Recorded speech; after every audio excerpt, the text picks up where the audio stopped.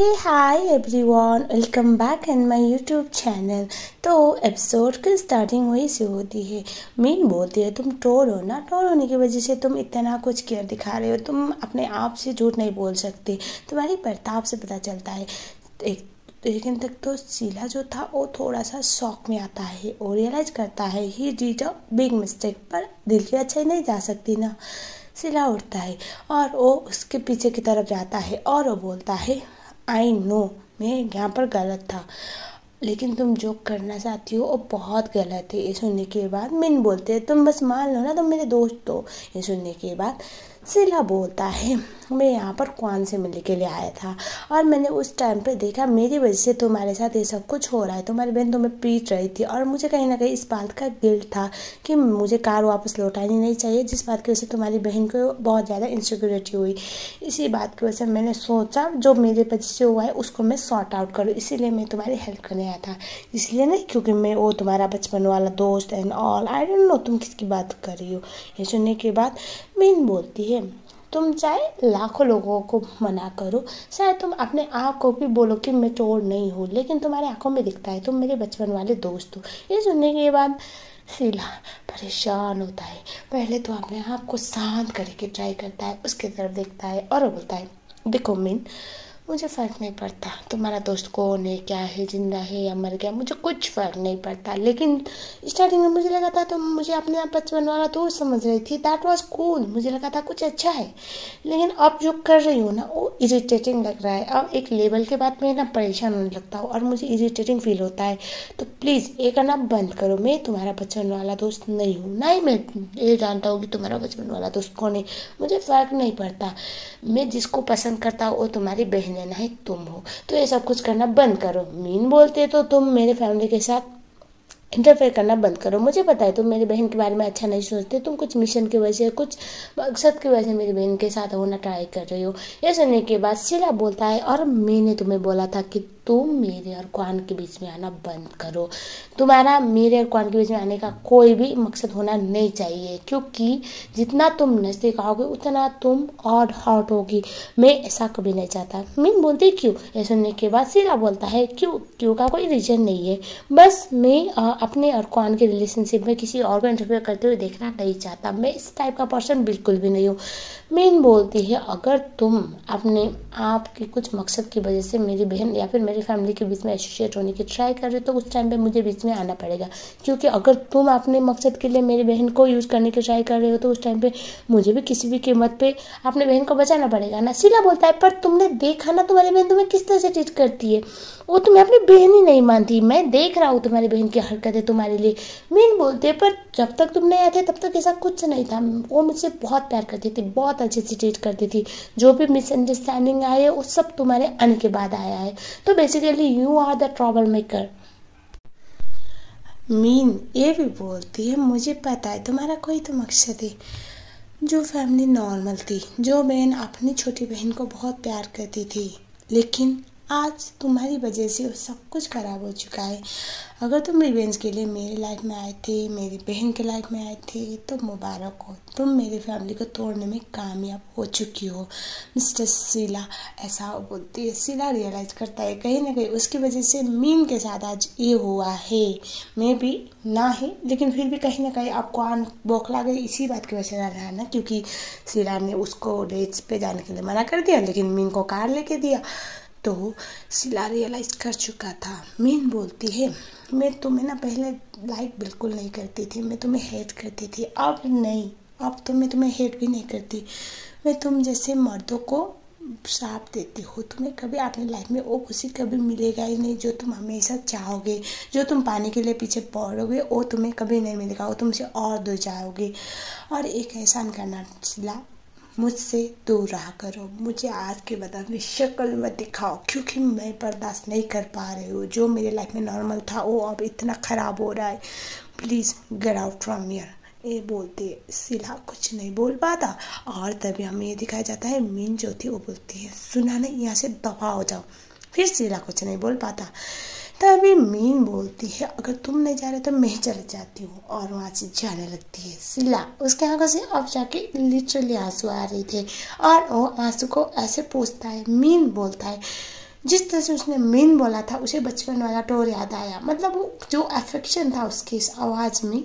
और मीन उसकी तरफ मुड़ती है, वो आंसू पोंछ चुका था और मीन जो थी वो रियलाइज कर चुकी थी वो टोर ही है। उसके पास आती है और उसने जो चेन पहना हुआ था जिसमें रिंग था उसकी मॉम का, वो वाला देखने के लिए उसकी शर्ट की बटन ऊपर निकल लगती है। सिला उससे रोकने की ट्राई करता है, तभी मीन बोलते तुम छुपा क्यों रहे, मुझे एक बार देखने दो ना, क्योंकि मुझे पता है तुम जो रिंग पहने वो उसमें तुम्हारी मॉम का। मीन जो थी उसको सिला धक्का देने की ट्राई करता है, सुन ही नहीं रही थी। क्वान को दिखाया जाता है उसका जो मुंह फुला हुआ था वो तो अलग ही लेवल का था और उसकी मॉम उसे बोलती है तुम टेंशन मत लो। यहाँ पर मीन अगर उसको अप्रोच करने की ट्राई कर रही है तो अभी सिला तो बहुत हाई क्लास पर्सन है, उसका टेस्ट अलग है, उसका टेस्ट तुम हो नहीं है। ये सुनने के बाद जो क्वान थी वो बोल रही होती है कि पर ये मीन उस जगह का, वो बोलती है एमिन ऐसा क्यों कर रही है, मेरे फेवरेट थिंग्स पे वो नज़र क्यों लगाती है, ऐसा बोल के गुस्से में थी। मॉम समझाती है। अब फिर से दिखाया जाता है सिला बोलता है एक बात बताओ, तुम जो करने की ट्राई कर रहे पता है इसका मतलब क्या होता है। तब मीन बोलते मुझे देखना है, तुम्हारे चेस्ट में स्कार था, तुम्हारे गले पे जो नेकलेस है उसमें तुम्हारी मॉम का नाम था, वो दो चीज़ दिखाओ उसके बाद मैं मान जाऊँगी, चलो कपड़े उतारो। सिला हंसता है और वो बोलता है तुम खुद सो जाओ, क्योंकि यहाँ पर तो मैं हूँ, कोई और मैन होता और किसी और मैन को तुम ये बोल रही होती कि अपने शर्ट उतारो तो उस टाइम पे पता है तुम्हारे बारे में क्या क्या सोचता। खुश हो जाओ क्योंकि मैं तुम पे इंटरेस्ट नहीं हूँ बल्कि तुम्हारी बहन पे इंटरेस्टेड हूँ, और दूसरी बात मैं तुम्हारे बारे में कुछ भी नहीं सोच रहा हूँ, वरना किसी ऐसे स्ट्रेंजर लड़की ये बोलेगी कपड़े उतारे, उस टाइम पे लड़के बहुत कुछ सोच लेते हैं, बोल के उसे धक्का देता है। मीनू बोलते मैंने आज तक किसी को नहीं बोला, मुझे तुम्हारे चेस्ट पे देखना है। ये सुनने के बाद सिला बोलता है क्या तुम मुझे बहुत खुश करने की ट्राई कर रहे हो, तुम मुझे लकी फील करवा रहे हो कि वाह ये लड़की पहली बार किसी मैन को अपने कपड़े ओपन करने के लिए बोल रही है और वो मैं हूँ, शुड आई बी प्राउड। ये सुन के मीन बोलती नहीं ऐसी बात नहीं।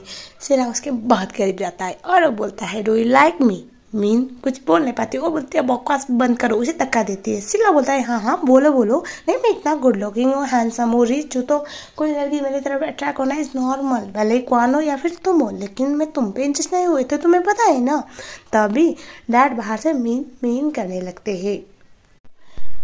पापा तो बुलाए रहे होते हैं और तभी सिला उसका मुंह बंद करता है और वो बोलता है एक बात बताओ, अगर तुम्हारे डैड को अभी ये पता चलेगा उनकी क्यूट प्यारी छोटी बेटी किसी स्ट्रेंजर मैन के साथ इस तरह से रोमांस करे, उस टाइम पे उनको कैसा लगेगा बताओ बताओ। मैं उसे धक्का देने की ट्राई करती और वो सिला बोलता है तो अगर तुम्हारे पापा को ये पता चलेगा उनकी क्यूट प्यारी बेटी अगर किसी मैन के साथ रोमांस करे तो उनको कैसा लगेगा बताओ बताओ। मीन उसे कुछ बोल नहीं पाती। सिला बोलता है यहाँ पर रहो गुड गर्ल की तरह, तमाशा क्रिएट मत करो। मीन बोलता है उसे रखता है और पीछे की तरफ से बाहर निकलता है। पापा आते हैं और वो बोलते हैं बेटी किससे बात कर रही थी। मीन बोलती है पापा मैं ये चीज़ यकीन मानना चाहती हूँ कि सिला आटोर अलग इंसान है और मेरा दोस्त मर चुका है। ये सुनने के बाद जो पापा थे वो बोलते हैं हाँ बेटा वो सही है। तभी मीन बोलती है डैड मैं ये चीज़ बिल्कुल भी एक्सेप्ट नहीं कर पा रही हूँ, मेरा दोस्त मर चुका है। और सिलाई सब कुछ सुन रहा था। डैड बोलते हैं बेटा ऐसी कोई बात नहीं है, वो अलग इंसान है, सिला अलग इंसान है। मीन बोलते सिला बहुत बुरा है। पापा बोलते हैं हाँ बेटा। तभी मीन बोलती है वो मेरी बहन ऐसे क्यों है पापा, वो मेरी बातों पे यकीन ना करके सिला के बातों पे यकीन क्यों कर रही है, वो स्ट्रेंजर है और मैं उसकी बहन हूँ। तभी डैड बोलते हैं तुम्हारी मम ने बोला था क्वान सिला को बहुत पसंद करने लगी है, उस टाइम पे तुम्हें पता है ना क्वान कितनी कॉन्फिडेंट लड़की है, वो हर चीज़ में बेस्ट है। उस टाइम पे वो किसी और की बात पे यकीन करे, वो भी अपनी छोटी बहन की बात पे, वो बहुत कम चांस होता है, ऐसा नहीं कि वो तुमसे हिट करती है।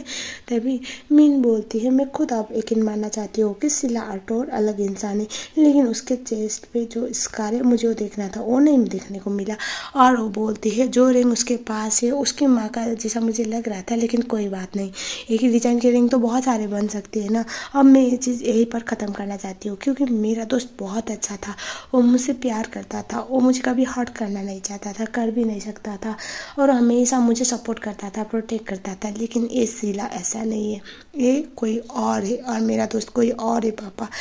वे वो उससे समझाते हैं कि तुम ज़्यादा सोचो, टेंशन मत लो, इन सब चीज़ों में तुम अपने आप को इन्वॉल्व मत करो। शीला बहुत ज़्यादा सैड होता है। हम देखते हैं आप शीला को। शीला कॉल करता है क्वान को और उसके बाद क्वान बोलते इतने लेट नाइट को कॉल करने को कोई खास वजह, तुम्हारे पास तो मेरे लिए टाइम नहीं था। ये सुनने के बाद शीला बोलता है एक्चुअली आज मैं थोड़ा बिजी था, मैं तुम्हारी बहन को कार देने के लिए गया था, क्या तुम अपसेट तो नहीं हो ना। ये सुनने के बाद वो बोलते तो इसकी कोई खास वजह, क्योंकि मैंने तुम्हें कार दिया था, इन रिटर्न तुमने मुझे 5 मिलियन का कार दिया हुआ था।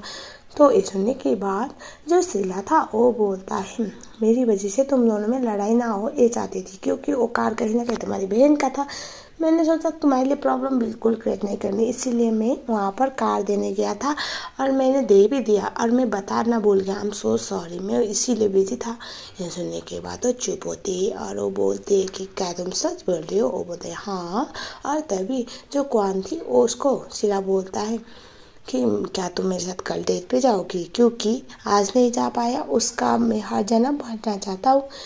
वो बोलते हैं कोई बात नहीं चलते हैं। और तभी वहाँ पर आया था सावित और हमें ये दिखाया जाता है सावित कौन को बोलता है कल मेरे साथ डेट पे चलो। वो मना कर देती है, परसों बोलते हैं मना कर देती है। वो बोलते हैं मेरे पास ऑलरेडी डेट है। ये सुनने के बाद वो गुस्से में आता है, वो बोलता है ये शीला है ना। तभी वो बोलते हैं कि हाँ जो भी हो लेकिन तुम तो नहीं हो ना।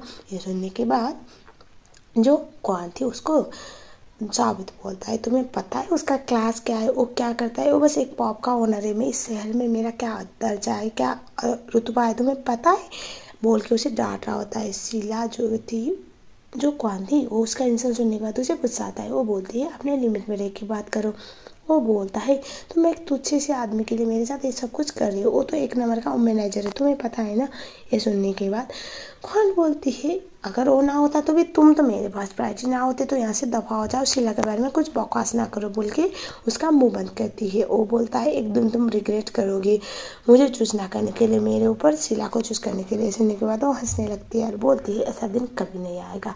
वो फ्रस्ट्रेटेड होकर वहाँ से निकल लेती है और निकल लेता है।